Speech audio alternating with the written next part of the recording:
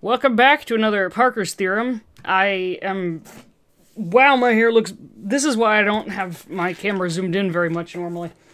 I want to show off before I start this. I ordered a bunch of acrylic charms for the chibis that I made. So I've got all the Spiderman, and it's cool because they also have... They're reversible. I got the backs of the Spiderman too. That took so freaking long to draw. Then I actually have a bunch of Undertale charms as well. I've got an Ink Sands, I've got a Chubby Papyrus, Revolution Tail, Epic Sands. Yeah. These, if I were more of a business person, I could sell these, I guess. That's a Songfell Sands. Songfell Sands right there for you. Yeah. But anyway, I'm very proud of the Spidey Boy charms. They just make a lot of noise. If you're familiar with Tangled, the TV show, this is Varian from the Tangled TV show. None of those look good on this camera. This is a dinky little camera. Anyway, let me get started. Alright, there I'm small again. My messy hair is less visible.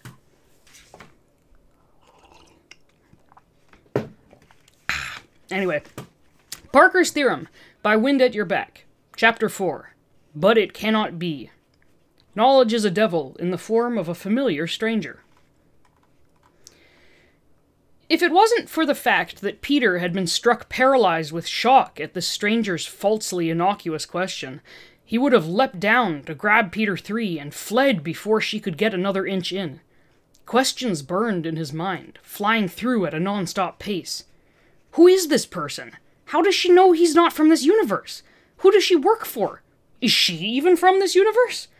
She knew far more than she was letting on. That much was for certain, and he had no desire for her to learn anything more. Crouched on one of the wooden rafters, 20 feet or so in the air, he remained as still and silent as humanly possible, or spider-humanly possible, in order to not catch her attention. Peter 3, obviously equally staggered by this sudden yet offhandedly posed question, was at least able to maintain some sort of composure. He laughed awkwardly, repainting his nervousness as simply someone who might be bewildered by the query, or that he might have just missed some kind of joke, and replied, Another universe? Yeah, last time I checked, I'm pretty sure I haven't hopped between different dimensions. Did interdimensional travel get invented overnight or something, and nobody told me? That is so cool! The woman chuckled, her thin lips curling into a small smirk, yet she still seemed rather unimpressed by Peter 3's deflective answer. It takes one accomplished liar to identify another one, Spider-Man. Her slight stutter from her nervous, excited energy had vanished, which only unnerved Peter more. I don't know whether the one I'm looking for is you, or that you might be hiding the other Spider-Man who isn't from this universe, but the calculations don't lie. There's been rifts all over New York, and the residuals of the most recent one traced to here. And knowing New York, I don't doubt that Spider-Man is behind it. You know about the rifts, then? Spider 3... Peter 3 stated before he could stop himself, expressing the other Peter's own silent question. The woman laughed again, despite lacking any genuine humor behind it. Know it! Know about it! I caused the rips in the multiverse. At least, some of the more recent ones. I won't be so arrogant as to take full responsibility. A shiver ran up Peter's spine, and the hairs on his arm stood up. Trusting that Peter 3 had sensed the same creeping feeling of incoming potential threat, his eyes swept the room to pinpoint each exit he could take. The woman didn't seem to pose a physical threat herself, but everything about her radiated trouble. She was almost a little crazed, high off her own agitation, a strange glint in her eye that could be mistaken for either intense curiosity or malicious intent. The multiverse was already damaged by the time I got around to it, which was only more advantageous for me, the woman was saying, pushing on the wheelchair to move further into the boathouse. Peter 3 circled around, his muscles tensed slightly as though ready to spring into action, and Peter copied his movements to maneuver over the wooden beams to stay out of her line of sight. Whatever happened on the Statue of Liberty back last season already weakened the barriers between our world and whatever worlds exist beyond that. My company decided to take advantage of it. We've been creating high outputs of kinetic energy in order to work at these seams, these cracks between universes, and break open doorways that we could utilize for our own scientific purposes. Kinetic energy to break apart the universe? Peter 3 interrogated, framing the tone of his voice to create interest and curiosity. Outputting accelerated matter to a point where it breaks open cracks left behind.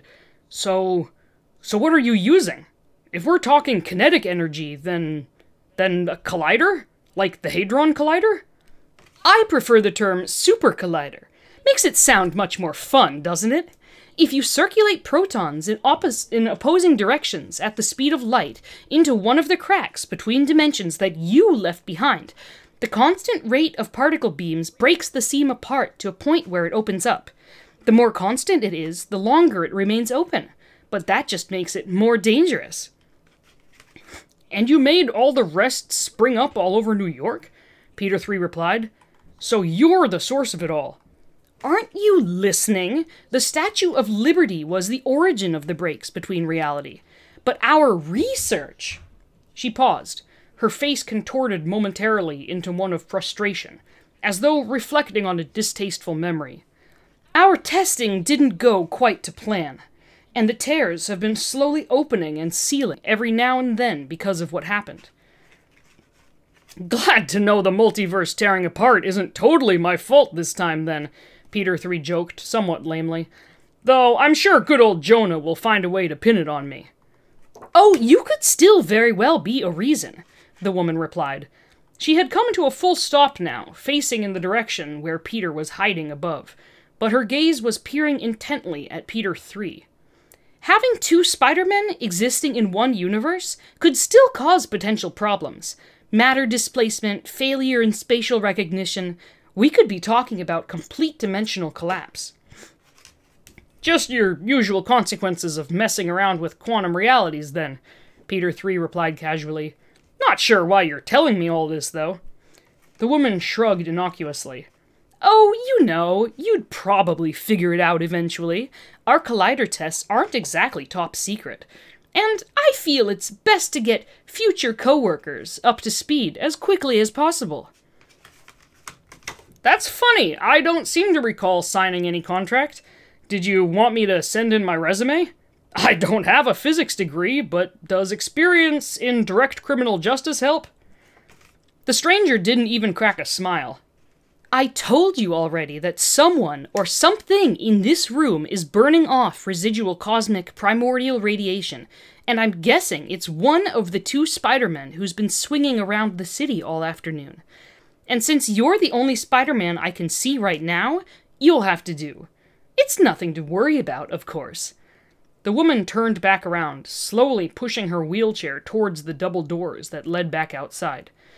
We'll extract the energy output you're radiating and use it as, concentrated fuel, for lack of a better word, in order to tear open the barriers between universes again. Of course, it might mean that the lack of transdimensional cosmosical energy might prevent you from even being able to re-enter your universe, or could even lead to the complete cellular decay as your body and this universe rejects a second Spider-Man existing. But science triumphs, right? Not when it involves my body potentially disintegrating, Peter 3 replied, raising his hands and stepping back once again. Sorry, not sorry. I think I'll have to pass up your offer. Could try looking at a job agency, though. I'm sure there's great supply of people radiating... What did you call it? Cosmic universe aura? Oh, no. The woman chuckled, turning her chair back around to face Peter 3. For the first time, her laugh actually carried a sense of humor in it. Twisted, malicious, dangerous laughter. It's not a request, Spider-Man. You're coming with me, one way or another. The hair on the back of Peter's neck bristled again. What did you say your name was? Peter 3 asked. He wasn't hiding the caution in his voice. The woman smiled, grasping the frames of her glasses between 2 fingers and sliding them off her face. Dr. Olivia Octavius. The 2 Spider-Men watched, transfixed in alarm, as a pair of all too familiar mechanical tentacles sprung out from the center of the wheels in her chair.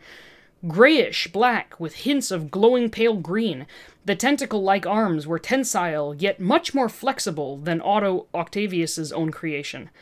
At the end of each extending limb were a set of 4 talons, neon green and razor-sharp, which tensed and pierced through the concrete to lift Olivia up into the air by a couple of feet.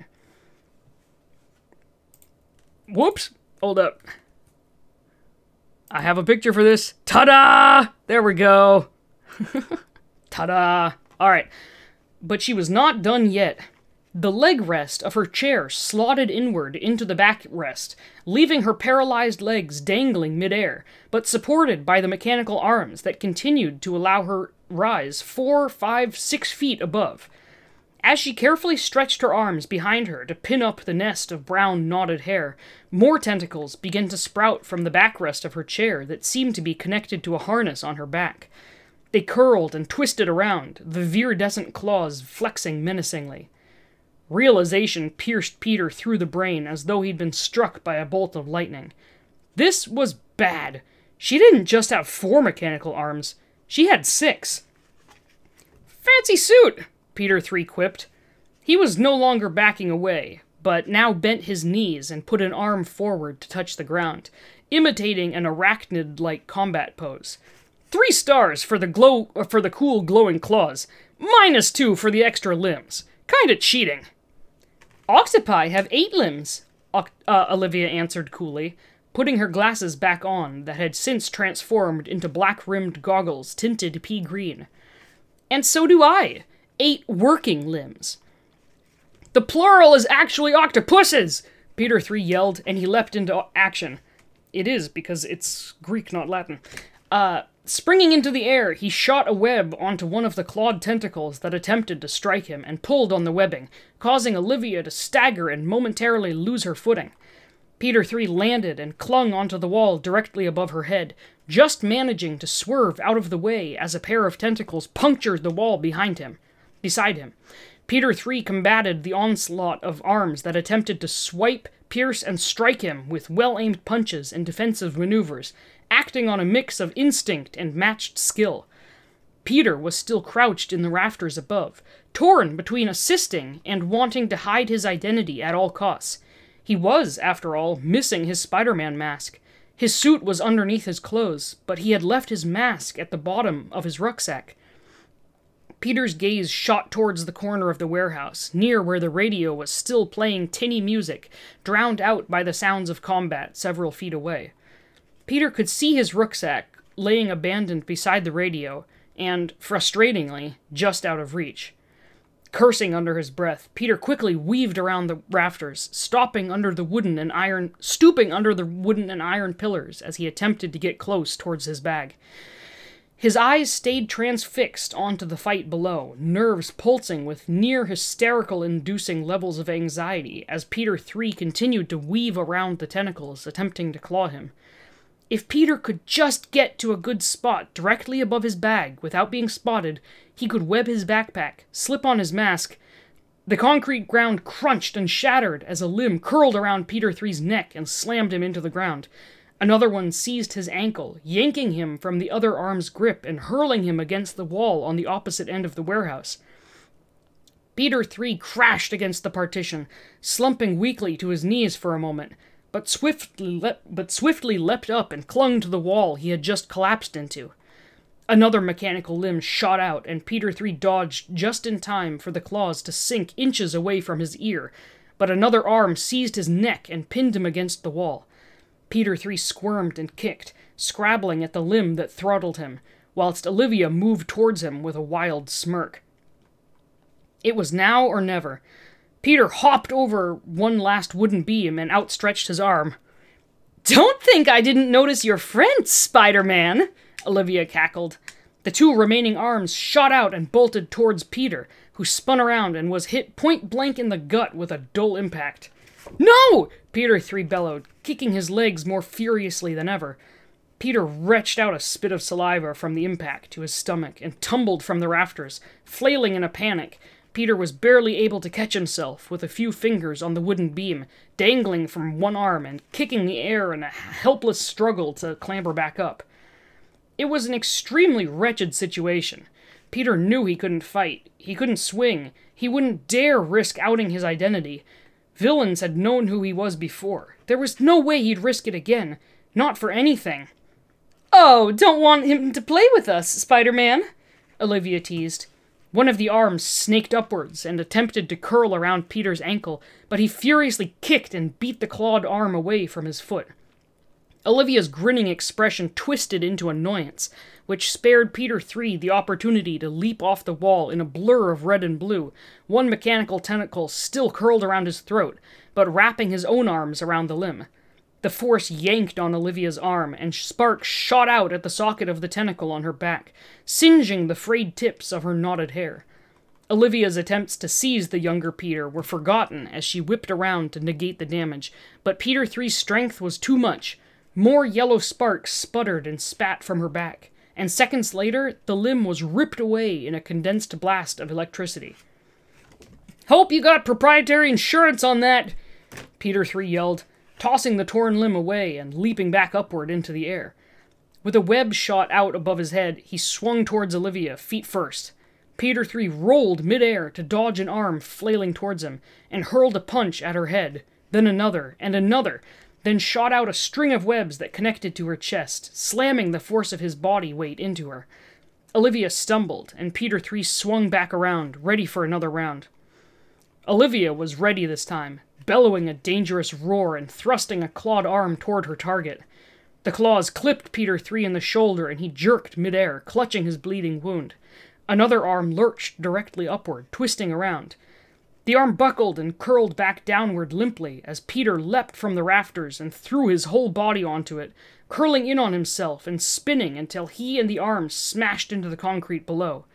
Olivia snarled and yanked, trying to wrench it from Peter's grasp, but Peter grappled with the arm and pulled in an attempt to yank it out of its socket. "Oh, you're a tough little schoolboy, aren't you?"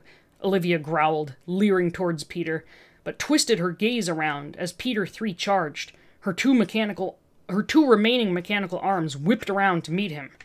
"Run! I got this!" Peter 3 yelled, flipping over one limb and kicking the other out of the way. But his command was in vain. One of the tentacles he had dodged swept back around, twisting around his waist. Peter 3's hands clawed at the limb as it lifted him high into the air. "Oh, fuck, I don't got this," he muttered, and almost comically yelped as he was hurled out of the wide-open double doors leading back outside. He vanished out of sight, with only the sounds of distant, crumbling rubble marking his landing. But Peter 3's distraction was thankfully not to a lack of avail. Peter was uncertain whether it was the intensity of focusing on more than one arm or because of lack of combat experience, but Olivia's attention fighting off Peter 3 had caused the limb he was grappling against to slacken, just enough for him to yell loudly and forcefully wrench it from its socket. Electricity sparked and flashed from her back once again. Peter swung the mechanical arm away from him, watching it clatter and roll away before turning to determinedly face his opponent. Olivia's attention turned back to Peter, and his face flashed in panic as he noted her contorted expression of rage. The two remaining arms whipped around and flung toward him at breakneck speed. He ducked under one, but another clawed limb clung around his torso and wrenched him into the air. He could feel the sharp points of the claws dig into his sides, blood beginning to weep out and stain his shirt. The limb thrust him against the concrete wall of the warehouse, thin bits of flaking plaster crumbling from the impact of being pinned. "No Spider-Man to save you now," Olivia snarled, leaning close to Peter's face. Oh, wait, hold up. I didn't mean to get mixed up in this," Peter pleaded, wincing as the claws dug another inch into his waist. I was just exploring the buildings, you know? I don't even know Spider-Man. I know Spider-Man well enough, though, she hummed. Her other mechanical arm curled around her head and leaned close to Peter's face, the claws flexing and snapping inches from his nose. I've got no qualms killing you, but I'm sure me and him will be able to renegotiate if he finds out... What the... Her expression turned away from dark and menacing, flexing and contorting into surprise. For the first time, Peter registered some kind of display on her suit's chest that resembled a digital bar of colors that changed from green to yellow to red. The colors were glowing all the way from the green and into the scarlet, conjoined with a high-pitched humming noise resounding from somewhere within her suit. Olivia's glance flickered down to the piercing red light, and then back up to Peter, as though trying to connect dots together. A sense of confusion encompassed her expression, but slowly transformed into one of shock and, terrifyingly enough, delight. You? She whispered. But the energy residuals, could it be coming from you instead of Spider-Man? What are you talking about? Peter spluttered confusedly, trying to ignore his racing pulse practically slamming against his ribcage. I thought the energy residuals were from him, that he was the thing that escaped to our universe when I first activated the collider. But your energy levels are out of this world, quite literally. You're not just emitting transdimensional energy like the rifts are, but dark energy. But that can't be possible. How? You can't be possible. Olivia seemed almost lost and distracted in her own awe. Peter gripped the arm of the tentacle, still pinning him to the wall, and attempted to pull it away from him. The claws seemed to react instinctively, punishing his hapless escape attempt by digging into his waist deeper by an inch or so. Peter hissed and groaned in pain between gritted teeth, but Olivia didn't even notice, still lost in her growing machinations. Oh, but this changes things. This changes everything. With you, I wouldn't need him. Can you stop your muttering and just talk to me? Peter snarled, his frustration mounting. You're the one from the other universe. You have to be. Olivia bellowed into his face, her eyes flaring with feral excitement. You're radiating dark energy on a scale that science has never seen before. With the amount of power that you have, I don't even need a super collider.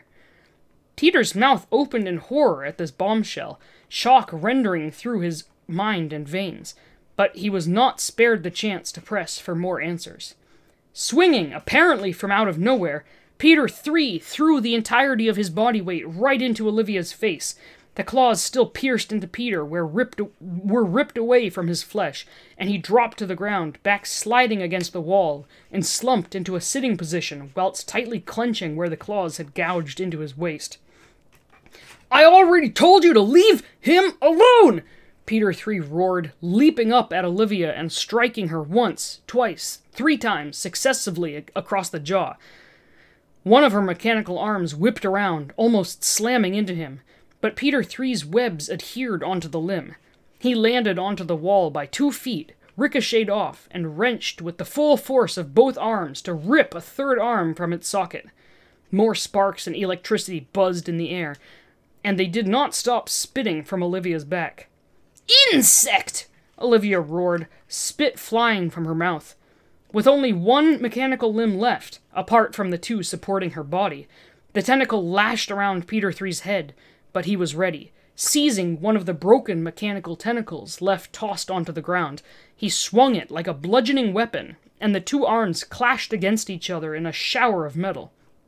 Peter 3 continued to swing it at the limb, imitating 2 warriors battling each other with dense swords, each collision causing sparks and chunks of carbon fiber to shatter around them. The claws of Olivia's operating arm pierced and dug into Peter 3's makeshift weapon, and she attempted to yank it from his grip, but he countered by sending a thick spray of webbing where the claws had punctured into the limb. With a final, powerful heave, Peter 3 released a guttural roar of fury and flung the arm that was adhered onto Olivia's remaining limb, hurling her across the room until she rammed into the wall opposite in a cloud of dust and yellow sparks. Peter 3 bounded to stand in a protective position in front of where Peter was still sitting against the wall, who was nursing a particularly bad puncture to his waist. Olivia pushed herself out of the dust and chunks of rubble, and raised herself from the tangle of her mechanical limbs. But she had nothing left to attack with. All that was left was the two arms lifting her upward, and her remaining limb hissing with sparks and dangling limply from its socket. Let me drink some water real quick. Shaking back the loose wisps of hair that were curled in front of her face, Olivia glared daggers at Peter 3, eyes malicious and full of hatred. "We are not done, Spider-Man. I won't let an opportunity like him get away from me." "You think I'm done with you yet?" Peter 3 snarled. "I think you are, actually," Olivia hissed back, and sprung. Peter 3 braced, ready to defend the younger Peter, but instead, her two mechanical limbs clung to the rafters and maneuvered her with shocking speed through the building and out of the exit. Cursing loudly, Peter 3 bounded forward, rushed out of the doors after her. Alright, she's gone, so we get rid of that. Voila. Wait! Peter gasped, flailing a hand mid-air in a feeble attempt to get his brother, but instead limply collapsed onto the ground. He cringed as a pulse of pain shot up his body and almost trembled as every side of his body stung. With a grunt of effort, he wrenched his shirt up, gripping the cloth between his teeth, and studied his wounds. Olivia's claws had pierced each side of his waist, leaving 4 punctures that were still leaking out a steady flow of blood. In retrospect, they weren't even all that bad compared to what he had endured in past battles, yet it felt as though it was taking every little chunk of his energy for his body to start the healing process. A light smattering of footsteps caught his attention, which suddenly picked up pace, and Peter 3 was by his side. Sighing in relief, Peter passed a weak but reassuring grin as Peter 3 pulled his mask up to reveal his own concerned expression. "I didn't know she got you. I'm sorry," Peter 3 said, gently reaching out as Peter struggled to sit up straight. "Motherfucker flung me through the wall and into the next damned warehouse. Are you alright? Those wounds look rough, buddy." Where'd she go? Did you get her?" She ran off. The annoying thing about having less limbs is there's less limbs to actually focus on, so I guess she could move a lot quicker with just 2. "Let's get you up now, buddy. Hold on to my—" "Don't touch me!" He hadn't meant to cry out so loud, but Peter was trembling with panic and nausea from the adrenaline still thumping in his veins, that his protest was much more aggressive than he had meant to be. Peter 3, who was halfway through an attempt to put an arm around Peter's back to support him, hastily jerked away and held up his hands in surrender. It's okay, Peter 3 said, trying to sound reassuring, but there was no hiding the flicker of hurt in his eyes that only sent waves of guilt coursing through Peter. "I won't hurt you. I would never—" No, it's not you. It's the woman. She said I was... Fear thrilled through Peter's veins as he recalled the glimmer of terror that had been hiding in Olivia's eyes. "She told me I was... She said she didn't need you. She said that I was the one with the residuals of cosmic energy shit, that I was radiating..." "Peter, calm down. The energy I'm giving off, it's even more powerful than a super collider. That's what she said, and I know she wasn't lying. I could sense it. I could see she was just as scared as I was. Maybe even more. I could be dangerous. I could be killing you. Do you think that matters?" Peter 3 whispered, leaning in and combing a gentle, warm hand through Peter's hair. The soft comfort brought Peter's stuttering words of panic to a standstill, his panicked breathing gradually beginning to ease. Peter 3 offered a flickering grin and continued. "You think I'm gonna just run off and let you deal with this on your own because you might be some kind of human energy radiator? Peter, don't you get it yet? You're my brother. I'm here for you. I'm here." Their eyes met, brown against brown, and gazed at each other desperately in a long silence for a moment, until Peter's shaking breath subsided. Almost reluctantly, the young Peter slowly nodded. Peter 3 smiled, practically radiating warmth, and leaned in. Their foreheads pressed together, Peter 3's hand still combed in the roots of his younger brother's, and remained quiet for a moment until the panic and stress curling in Peter's stomach began to ease. Finally, Peter 3 pulled back, perhaps only by inches, still comfortingly close to his younger counterpart, and gave a firm but reassuring nod. That's a nod. Nod. Okay, time to get the heck out of here. We're gonna stand up now, okay? Are you ready? Peter 3's arm hooked under Peter 3's armpit before he could protest. On 3 now. 1, 2, wait! 3! Peter 3 tugged his younger brother up, causing Peter to wince and whine with pain between clenched teeth as he was hoisted up to his shaky feet. He flung an arm around Peter 3's shoulders, leaning on him for support whilst Peter's knees traitorously wobbled and refused to function properly. That's it, you're doing great. Peter 3 smiled, steadily carrying Peter towards the exit. We'll find somewhere safer to rest, all right? Peter flicked out his wrist, a strand of web shooting out and sticking to his rucksack, and yanked it into his hand. I'm fine, honestly. You're really not, Peter. You're even paler than this morning, and that's really saying something. It took a further 15 minutes for Peter to regain feeling in his legs, which he loathed the idea of since he really insisted that his wounds weren't that bad. After all, it wasn't Peter who had been flung out of one warehouse and through the concrete wall of another. Something was causing his physical pain to be much worse. He was certain of it. They found a safe spot on a rooftop of an office building, several stories higher than a majority of the buildings in the area, where both Peters could lie down and rest before setting off for wherever they would go to next. Peter insisted that Peter 3 would sit down, but his elder brother seemed too high off of the leftover energy from the fight, and instead paced up and down the roof, wringing his hands and combing his fingers through his hair. They remained silent for a while, occupied with their own thoughts and worries, until Peter 3 turned around in a blur of movement and spoke up.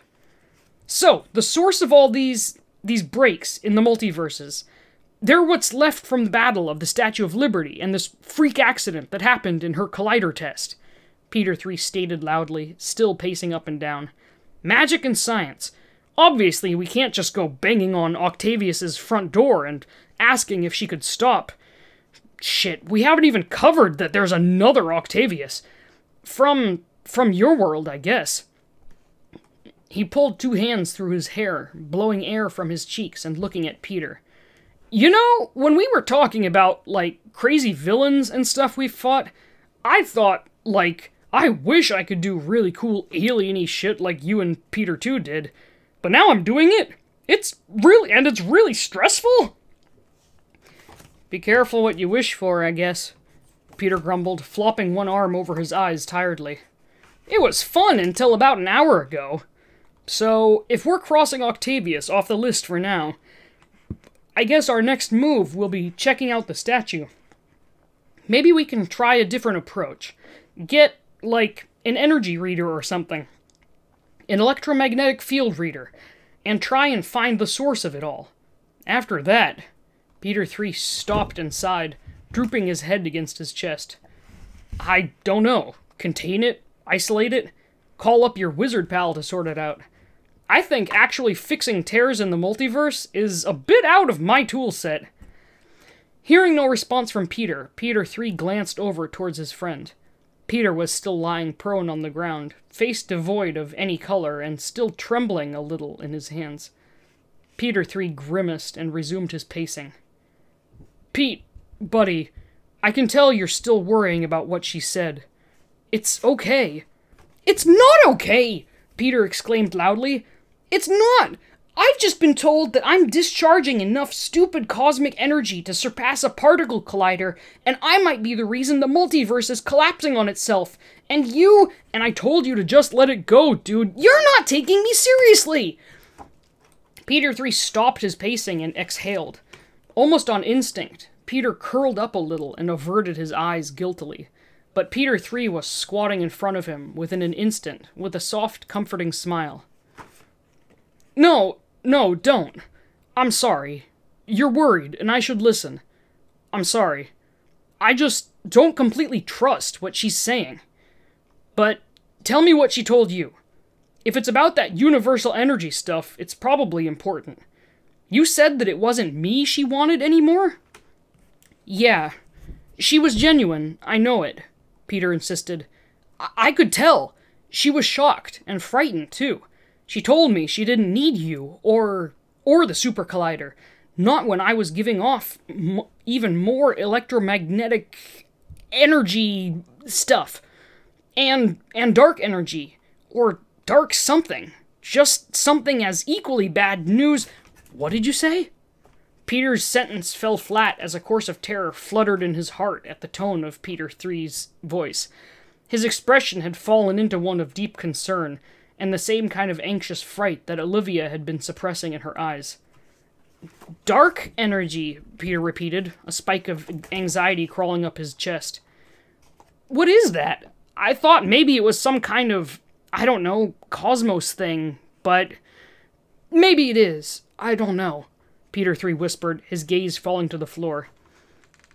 But not the kind that I know. Oh man, if what she said is true, man, oh man, we could be in much, much more trouble than we even realize. Talk about being careful what I wish for. Oh man. You and her should start a club called People Who Keep Muttering Things and Not Telling Peter Parker what's actually going on. Can you please? Dark energy, Peter. It's a concept that scientists know so little about. We just know it's there. Peter 3 explained at a fast pace, pacing up and down once again, his pace more forceful and intense than previously. It affects the entire universe on the largest of scales. We're talking like energy from supernovas, from the accelerated expansion of the whole universe. If you're radiating that, and on a scale greater than a super collider that's been tearing open holes in the multiverse? Peter 3 stopped, staring out at the horizon and feeling the sweat beads crawl down the back of his neck. Peter, you could be the most powerful thing in this whole universe right now. Peter 3 finally turned to meet the young Peter's eyes. The two brothers' pale, terrified expressions met each other, sharing each other's spiraling fear as the weight of reality and the peril they were in collapsed around them.